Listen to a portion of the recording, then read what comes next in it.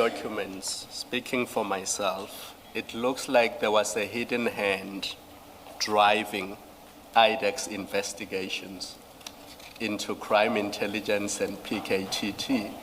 And the question is, who and what is that hidden hand? Because this is not Mr. Adams's complaint. We've established that. Correct. Stop what you're doing. What you are about to watch is a room full of people politely circling the one question that could burn the whole thing down. This is a commission of inquiry. In that chair sits a woman who until yesterday ran one of the most powerful institutions in the country, an outfit that can investigate you and prosecute you. Today she has no title, no office, no cover. And across from her sit commissioners who have read every single page. Here's why this should matter to you personally. You've been told your whole life that there is a system, that someone somewhere checks, that when a complaint is written down and signed under oath, it goes somewhere. What you're about to see is that machine getting opened up on live television, and the wiring inside is not what you were promised. Watch this first clip carefully. A commissioner is going to isolate one single allegation out of an entire affidavit. Not the loud ones, not the easy ones, the one that was squarely, undeniably within their power to investigate. And then she's going to ask the simplest question in the world. What did you do about it? Watch the pause, watch the face. If this kind of thing makes your blood move, hit that like button and subscribe right now, because what comes after this answer is worse, much worse. Well, 9.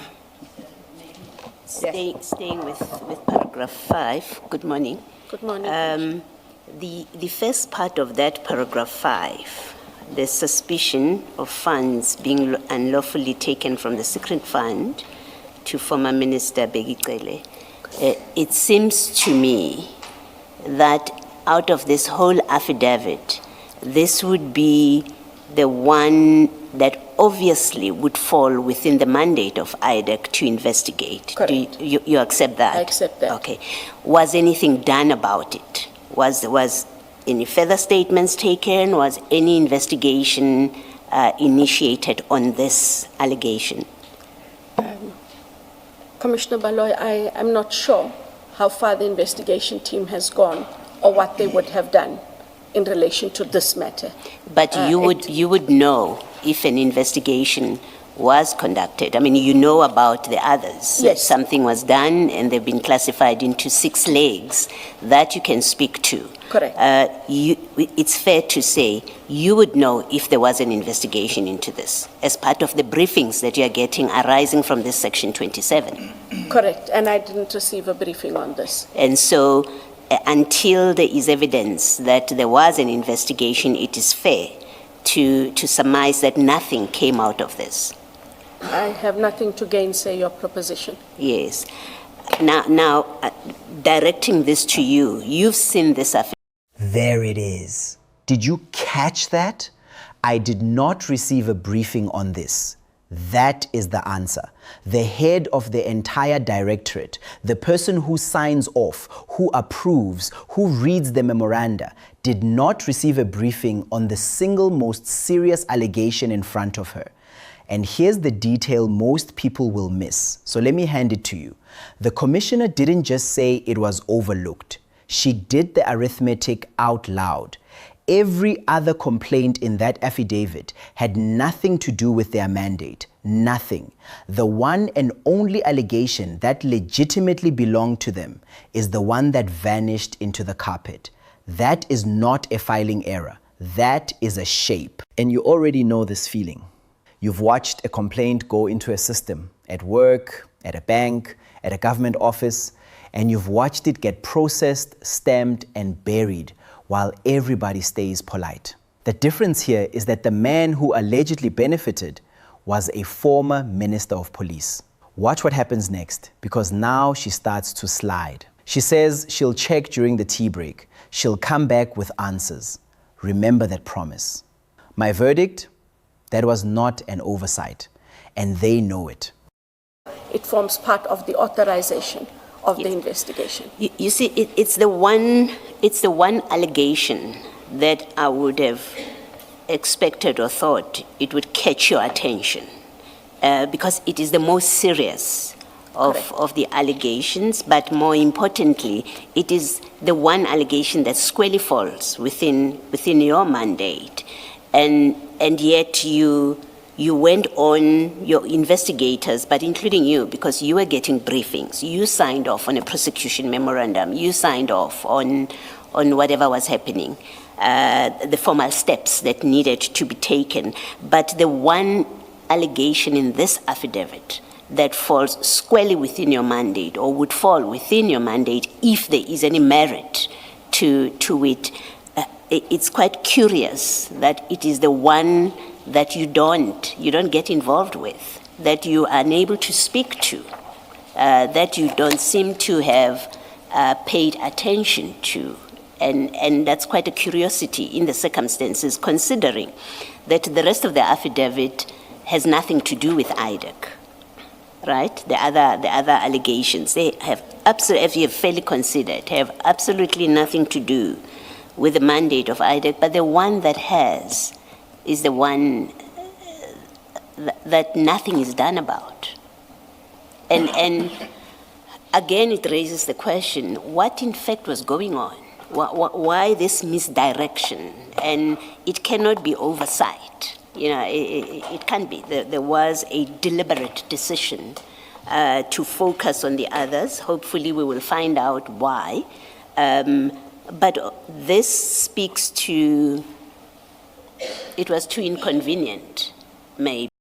That was surgical, absolutely surgical. And if you weren't paying attention, you just watched the floor fall out. Here's what happened. Buried inside a legal summons, a document with the force of law behind it, was a demand for records about a general who is not mentioned in the complaint, not in the original affidavit, not in any supplementary statement, not once. On paper, this man does not exist, and yet the summons knows something intimate about him, that he refused to return to his post. So think about what that means. Somebody whispered. Somebody, standing outside every document on the record, fed information into a state investigation, and it came out the other end as a legally binding demand. And the commissioner nails her to it with one sentence.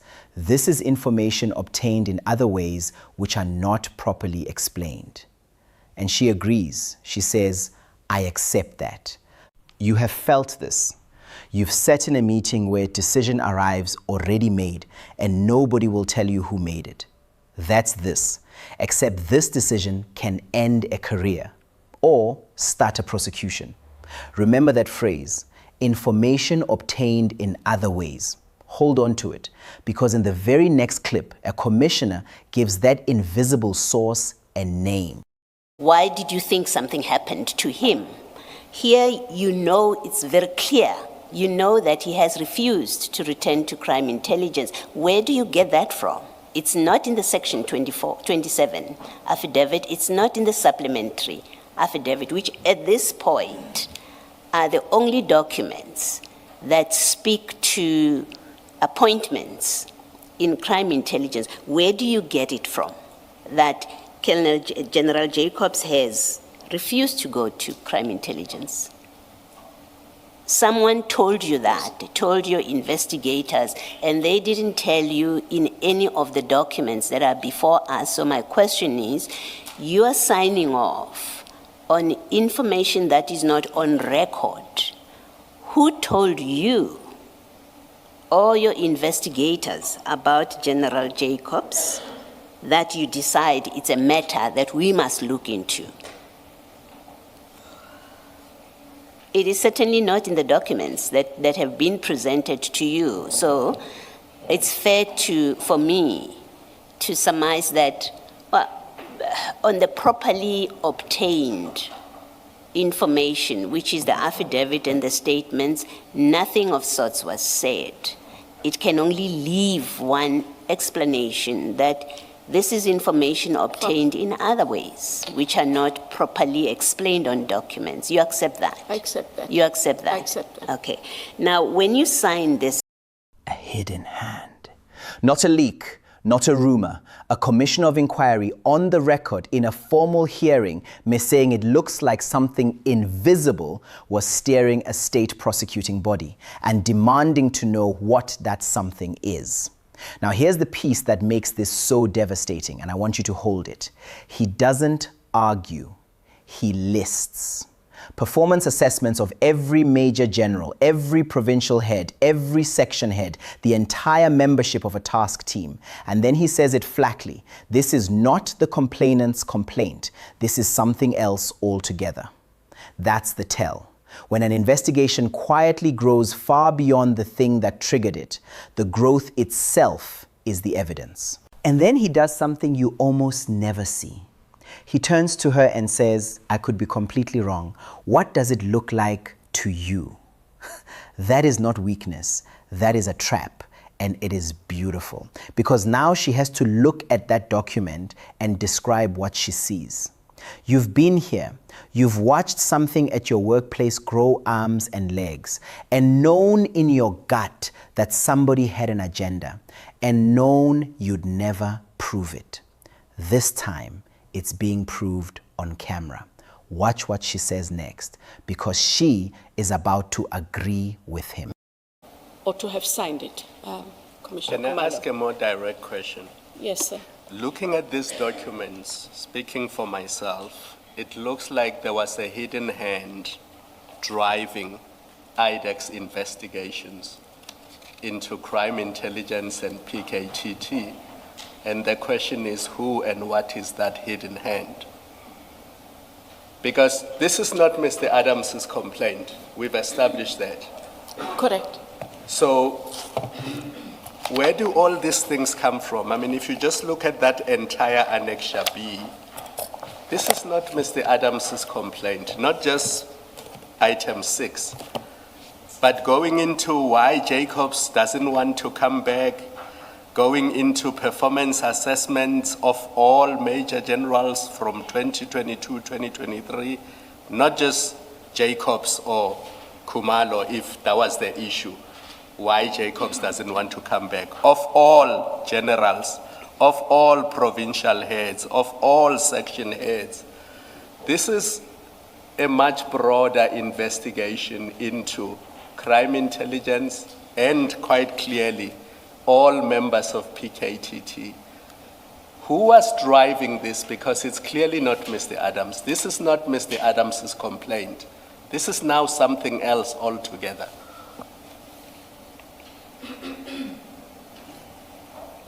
I hear you, Commissioner. And Does it look that way to you too? Because I could be completely wrong. Let's be fair. I could be way off the mark. It's my observation, and it could be 100. She said it. She actually said it. Asked what inference she would draw, looking at her own summons, the woman who ran the directorate answers. The investigator had other information or other motives. Other motives. Let that sit. That is the head of the institution conceding, under oath, that her own investigators may have been running on fuel that had nothing to do with the case file. And then the commissioner escalates, and this is where it stops being a legal argument and becomes a national one. Political interference, infiltration. Was a body created to fight corruption, itself captured? Here's the insight I want you to take from this. Notice how carefully he separates facts from picture. Facts point to individual cases where things went wrong, he says. But what is the big picture? That distinction is everything. Because a corrupt system never looks corrupt case by case. Each file has an explanation. It's only when you stack them that the shape appears. And honestly, that's true in your own life too. The pattern is always visible from a distance and invisible up close. And notice something else. She doesn't defend the investigators. Not really. She says she must work out who was responsible. That isn't loyalty. That's the sound of a ship being lightened. Next, the chairperson steps in and he closes a door she cannot open again. Jabi, if you had to draw an inference, what would that inference be? That the investigator had other information. Or other motives? Or they were conducting other investigations that had nothing to do with Mr. Adams's complaint? Or the A1 or the supplementary, yes. And it begs the question, who was driving this? And what was the motive? Commissioner Baloy's question on Thursday. What was IDAC's motive? Was there political interference? Was there infiltration? Because those are the answers this commission must ask. It's great that we are looking at facts, but facts point to individual cases where things went wrong. What is the big picture? Is it political interference? Is it infiltration of IDAC by unknown people? Is it a hidden hand that we don't see in any of these documents? Those are the questions we must ask ourselves. And the best person to answer would be the person who drew up this document and indicate the basis on which he lay for these documents. No, I don't think that's right. No, that's not right. The best person to answer is the person that authorizes the summons. I think your investigators may well be entitled to put... That is a masterclass.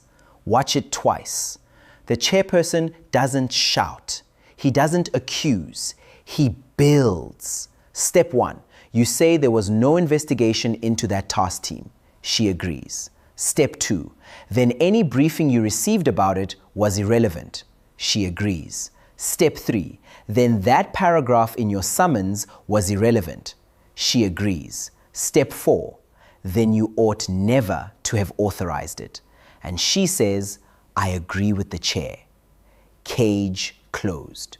And here's the detail worth handing you, because it's the whole game. She keeps reaching for one word: context. Give me the context, she says. I need to know what was discussed. And he cuts it off with the sharpest line of the day. If the briefing could not be relevant, how could the context be relevant?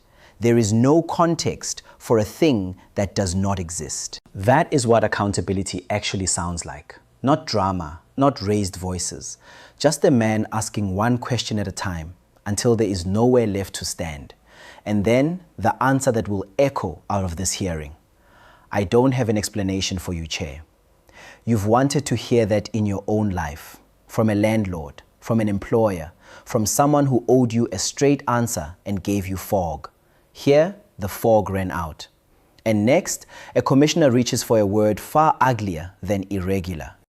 I'm unable to give Chair a reasonable explanation. You are stating what IDAC was not investigating in the past tense. So I understand that to mean that even at the time you signed the summons, that was your understanding. PKTT is not being investigated, correct? Sure. It is exactly for that reason that I say to you, the answer for authorizing paragraph 6 cannot lie in a briefing that you might have been given. It cannot. That briefing would have been irrelevant to what was being investigated, correct? Correct. Now, if it were irrelevant, paragraph 6 would also have been irrelevant in terms of what you required for purposes of your investigation, correct? Correct, sir. Now it must follow automatically then that you ought not to have authorized paragraph 6 of the summons, correct? I agree with the Chair. Yeah. So are you able to explain then? Because again, I repeat, the briefing is totally irrelevant. On what basis then did you authorize paragraph 6 of the summons? I don't have an explanation for you, Chair. Not from just my reading of it. not mistaken, not confused, false. A commissioner just told a former head of a prosecuting directorate that an answer she gave under oath was untrue, and that the proof is sitting in a document bearing her own signature. That is about as serious as it gets in a room like this. And here's the nuance that makes it lethal. Almost nobody catches it in real time. Listen to the correction that follows. There is a world of difference between "I was not aware of an investigation" and "there was no investigation." One is a statement about her memory, the other is a statement about reality. She'd been sliding between the two all day, and he catches it mid-sentence and pins it down. That's the difference between a defense and a fact. You know this move. Everybody knows this move. "I wasn't aware" is the oldest escape hatch in the world, and we've all watched someone use it to walk away clean. Not today. And watch what she does when the hatch closes. She stops fighting. "I have to take responsibility for having signed this." That's real. That's a person out of road. But responsibility is not an explanation, and the commission still doesn't have one. Coming up, a summons so brazen, even she can't defend it. It could not have been correct unless you said to us, "I signed without reading the summons." And that's not what you have said, right? No. You have told us, "I read it and I got a briefing on it." So just from reading, even without a briefing, from reading this which is put before you, you would have known that there is an investigation of the PKTT, even if it is limited to promotions.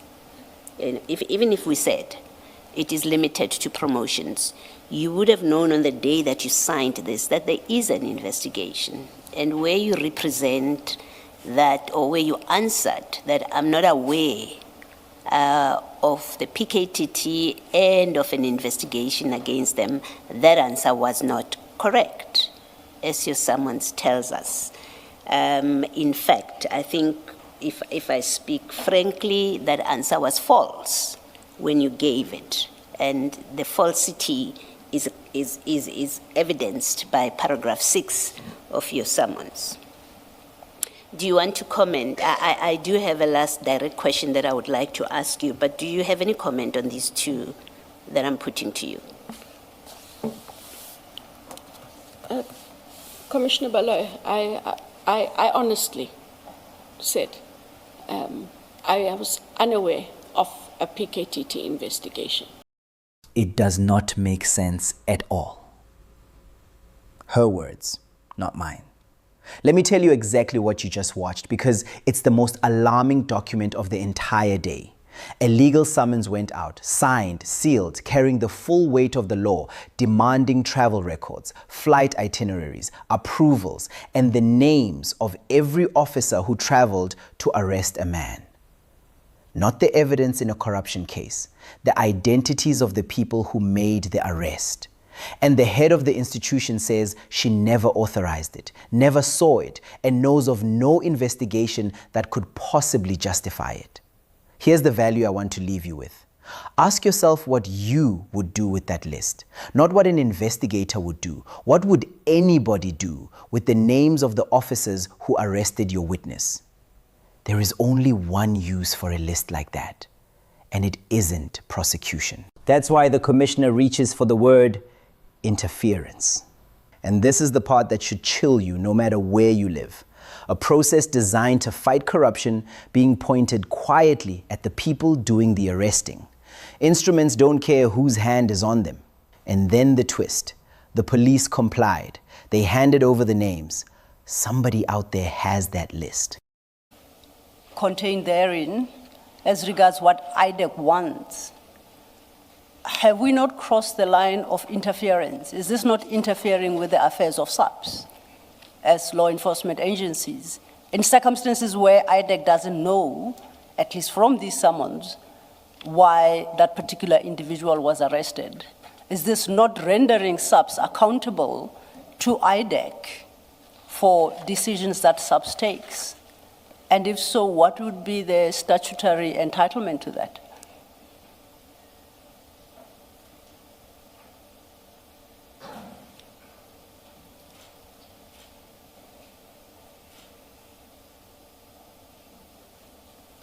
It does not make sense at all.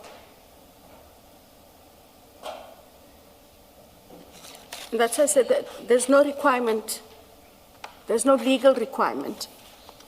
They may have used a legal document to procure this or attempt to procure this, but there's no legal basis for the existing investigations in IDAC where Mr. Adams made a 27 referral and however many supplementary A1s. It cannot take the matter further knowing who arrested him, why they arrested him, and so on. So, and there is the line that ends the day. I find it hard to believe what you are saying. A judge, a chairperson, telling a witness in open session that he does not believe her. There is no softer reading of that. Let me give you the piece of craft you just watched, because the wire was laid hours earlier and you may not have seen it. Remember when he asked whether she reads the media and warned her not to escape by saying she doesn't follow that channel or that paper? She said, "I read all media." He locked that door before she knew it was a door. Then he sent his team out to prove the story was everywhere, every outlet, every platform, for months. And then he walked back in with the receipts. That is patience. That is how a trap is actually built. And her answer? No alarm bells. It wasn't our space. It didn't affect us. And you can feel the room stop believing it. You know this feeling in your bones. That moment when somebody's explanation is technically possible and completely unbelievable. And everyone knows, and nobody says it. Here, somebody said it, out loud, on the record. My verdict? That was the day's knockout, delivered in the calmest voice in the room. And the last clip is somehow worse. Raise alarm bells for IDAC at the time. It should have, exactly because this was topical, this was controversial, and you say, as at the time you signed the summons, you knew that there were no investigations against the PKTT. So your mind should have said, hey, this thing is so topical. What's being said here about the PKTT? It's in that sense that I'm raising this with you, and I'm suggesting that you were not truthful this morning. No, Chair, I stand by what I say about it didn't raise alarm bells for me. I appreciate your point, however, that it should have. I didn't misconstrue anything I said. I appreciate the different view, and I accept your different view, but it didn't raise alarm bells at the time. I must just conclude this by saying I find it strange that it didn't, as you suggest, it did not. And I take note of you, Chair. And subject to our further weighing up of the evidence, let me outright say that I find it hard to believe what you are saying in this regard. Your comment? It's up to the Chair and the Commissioners. 9 officials in a prison, hours after a plea deal collapsed in open court, questioning a man without his lawyer, photographing him without consent, and pushing him to say there was a corrupt relationship between 3 named men. And when he offered other names instead, he was told those weren't the names they wanted. Sit with that. They weren't looking for the truth. They were looking for 2 specific answers. And here's the detail that makes this the single most damning moment of the entire hearing. The former head of the directorate confirms that one of those generals' names never came up in that investigation. Not once, not in any briefing. She says there is another general in that file, and it isn't him. So where did the name come from? It came from whoever wanted it there. And then she says it herself. Plainly, it looks like he went looking for dirt where there was no foundation for it. That's what it looks like. If that doesn't move something in you, watch it again, because this is what it means when the machinery built to protect you gets turned around and pointed, not at criminals, at whoever is inconvenient. If you want to see how this ends, and it is not over, like this video and subscribe right now. The next session starts at 9:30. Has his name ever come up in this investigation? There is another general whose name comes up in this investigation. It does not begin with a Khumalo or end with a Khumalo. Also, in addition to that, the General Masemola, other than the PFMA contraventions, are you aware of his name having come up in respect of corruption, on a corruption charge that relates to Mr. Matala, and in particular the Medicare contract? No, Yes, ma'am. You're not aware No. of that? Okay. And we did get quite a detailed briefing before the arrests and a decision taken for a subpoena, and at no stage was there a corruption matter that I can recall. And I will confirm as well this evening. And until Mr. Belochan gives us an explanation, on the face of it, it looks like he went about searching to find some debt that could be used against General Masemola and General Khumalo when there's no foundation for it in any of his investigations. That's what it looks like. Correct. Yeah.